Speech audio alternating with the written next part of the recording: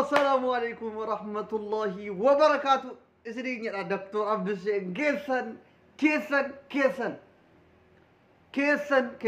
كيسن نجان سني فبايتو شمر رمبية عربا هندي كيسانو دقدقو سني فاجتو سني جلو دكتور عبد الشيء حريوان أجائبا مال سني اتفاقات من لالا بريشاتي إجا كيسن لالا مي عبد الشيء بقى جمدن شمرن بيا عربا شامادا جتجرو وقاسا ديجي هرّا يودن دامي شاماك أبسي سودان أيانا كبجا وقاسا دفا جتش دكتور عبد السين شمرن بيا عربا شامادا جتجرو لبسن هرّا شمرن بيا عربا كانسين اتين بيكمتو يا رب هاجر سيتو شامانا چو جتجرو بيكم عبد السيتو وقاسا دين درا مكاكا نسنيف باز شمرن بيا عربا شامادا guyyaan waggaan sadaffaan guyyaa lama hafa waggaan sadaffaan viidiyoo sanatti dubbadde waan guyyaa lama hafuuf gaafa guyyaa lamman kana akka itti kabajnu waggaa sadaffaa shamarran biyya arabaa shaamaadha jennee maqaasanii baafne har'a shamarran biyya arabaa akka faanusiidhaan guyyaa otuu aduun jiru barbaadamaa jirti biyya keessaa biyya alaati maaliif wanti tokko otu waan namni hin beekne hubachiisuudha duraan gaafan biyya jiru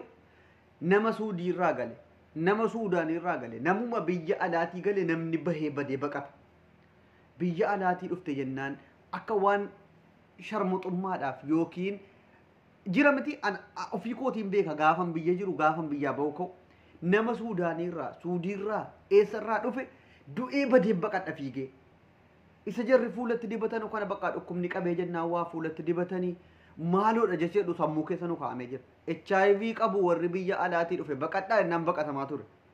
Akka waan sharmuxummaadhaaf biyyaa baateetti ilaala namni. Isuma si'in dalagattee yookiin hin jijjiirama namni.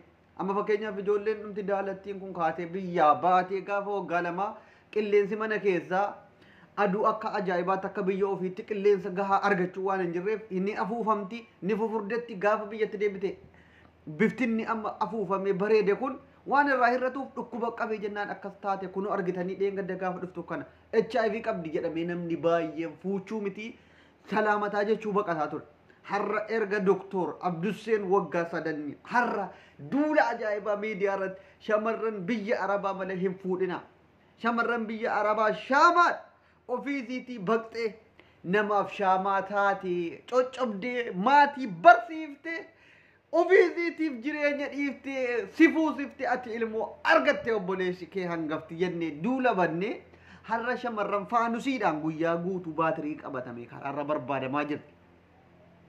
Isii malee fuuchuun dhiifame maaliif dalagaa beekti jennee sammuu keessa keenya yoo keessummaan sitti dhufe indaan qooqaluudhaaf mee viidiyoo Abdusee duraanii dhaggeeffadhaa asirraa dhaggeeffadhaa ummanni sana dhaggeeffate shamarran biyya arabaa hin malee ni fuudha. ganama rafiitii dhiiftee kaatee utuu rafiitiin itti mi'aawu yoo shamarran akkasitti dalagaa beektu fuute gaafati fuutellee ganama kaatee ol jedhaa kana yoo keessummaan sitti dhufe marqa amma shamarran biyya arabaa taate mana madaamii hojjettu kan maxbaqa keessa hojjettu gosa nyaataa wanti siin hojjechuu wallaalte jira hin jiru kanaaf shamarran biyya arabaa fuudhi jennee qeerroo biyyaatti labsine amma qeerroon biyyaa gaafa shamarran biyya arabaatii galtu minxaafii afanii booleetti eeguu jalqabanii jiru. Biyya ta'anii shamarran biyya arabaa ergasii fiiganii baqatanu barbaadaa jiru. Barbaadamuus qabdi. Shamarran biyya arabaa insha Allah umuriinsi waggaa 40-50 haa ta'u. Isii fuudhii waggaa 10 qofittii jireenya bareeddu si jiraachifte. Si jala akkana goote jaalala si barsiiftee rakkina hunda argiteetti waa hunda argiteetti si jiraachifte. Shamarran biyya arabaa fuudhii wanti nu jennuuf kan amma fakkeenyaaf akkuma duraan dubbanne si yaadachiisuudhaaf yoo shamarran isii biyya keessaa kana kan barumsa irra jirtu yookiin kan baratanis fuute maatiitti ergattee hojii wanti isiin beektu hin jiru ganama rafiitii irraa kaati haadhatu nyaata qopheessee fi daftaran dineenaan nyaata nyaattee mana barumsaa deemti hojiin isiin beektu hin jiru dhugaa jirtu walitti mudhu baabura dhaquu yoo ta'e sanaan ala akka shamarran biyya arabaa kanatti dugdaa cittee nazaafaadhaaf hojiidhaan wanti siin beektu hin jiru kanaaf shamarran biyya arabaa isii biyya faranjii jirtu caala shaamaadha. Mee fakkeenyaaf warrumti biyya jirtan nuti ajabaa viidiyoo kana yuutuubii irratti dhaggeeffattu. Erga obboleettiin hankee biyyaa baate ati baajaajii bitattee ijoollee biratti kabajaa argattee kan ergasii namni salaamataa siin hin jenne har'a obboleettiin kee nama si goote. Yuunivarsiitii seentee yuunivarsiitii keessaa eebbifamtee har'a bakka guddaa geessee jaalallee keetii wajjinii wal fuutee bashannanaan jirtu.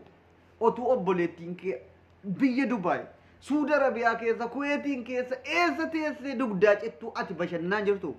Isiituyyuu shaamaa siif taate. Otuu isiin dhungoo taate sii coccobuu diddee atis akkuma durii namni si tuffatee hafa. Baajaajiin atarra bitattu hin jiru. Suuqiin ati banattu hin jiru. Obboleettii keetu shaamaa siif taate.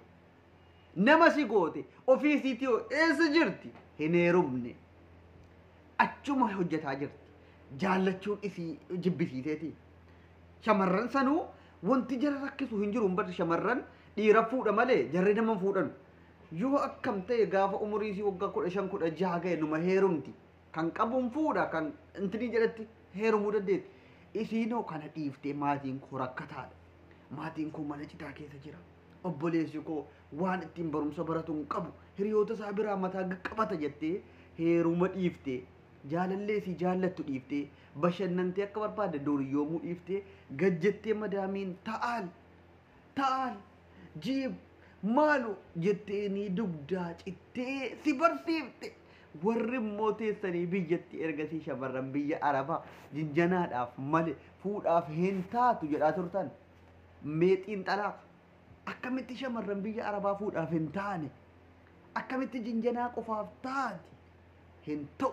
Shamarran biyya Arabaa warqiidha. Wallaahi shamarran isii biyyaa waggaa 15 durbummaa qabdu fuuchurra kan hojii bartee rakkinaaf waa hunda jireenyaaf sii taatu kan waggaa 30 ijoollee biyya Arabaatii of dadhabsiiftee hojjettu fuuchuutu siif caala. Amma waggaa 3 keenya ni kabajan. Hin kabajanaame shamarran isin dhuguma shaamaadha. Shamarran biyya Arabaa shaamaadha. An irra deddeebiin isin na jaalladhaaf miti. Ana otuun ka dandubbatinis na jaallattu. Na jala koomentii koo jalas ta'e yoo yuutuubii koo laayikii naa godhaa jedhe isinumatu naa godha. Takka ammoo ani isinirraa galata wayii na faarsaas hin jedhu. Isinuman faarsaa rabbumatu jaalala shamarranii onnee keenya keessa kaa'e. Shamarran gaafa siin miidhamtu arguun anatti ni ulfaata. Keessa koo na dhukkubsata. Gaafa shamarran biyya Arabaa shaamaadha jennu itti yaadneeti dhugaadhaan obboleessa isa biyyaa isiin barsiiftu. Mana citaa keessaa baafte maatii isiin qorqorroo itti ijaarte. Kan sangaa qindiin qaroon qabne qindii meeqatti goote kana ilaallee. Heerumuu dadhabde galtee akka ijoollee si biyya jirtu bashannanuu dadhabde. Bashannanuu dadhabde. Mee warri waggaa 3ffaa keenya kabajuu qabna jettan koomintii jalatti shamarran biyya Arabaa shaamaadha jecha jedhu kana waggaa 3 guutaa jira erga jenne. Har'a isin qaaliidha. Gaafa isin booleetti buutan minxaafii afee isin eega isin simatee isin fuuchuudhaaf akkanatti laasin hammatee. Kanaafuu ni kabajnaa. Galatooma har'allee Abdushed isin wajjin jira. Isinis na wajjin jirtu yuutuubii koo kana mee hundi keessanuu sheer naaf godhaa laayik godhaa. An kana booda shamarraniif waan isinirra ga'u hundaaf halkanii guyyaa sagalee isiniif taana. Isin kanaa oli shaamaadha olitu wanti ittiin ibsanu jiraate. Nagaan isiniif haa baay'atu isiniin jedha. Isinin jaalladha onnee koorrayi. Shamarran biyya Arabaa shaamaadha. Irra deddeebiin isinitti. Shaamaa qofa otoo hin taane jecha ittiin isin ibsinu hin qabnu. Minxaafii afnee isin simanna. Yotuu nuu danda'ame biyyatti. Anatuun biyya jiraadhe minxaafii afeetanii boolee irratti akkanitti isin simadha. Nagaan naaf tura. Laayikii 10,000 godhaa diina garaa gubaa galatoomaa.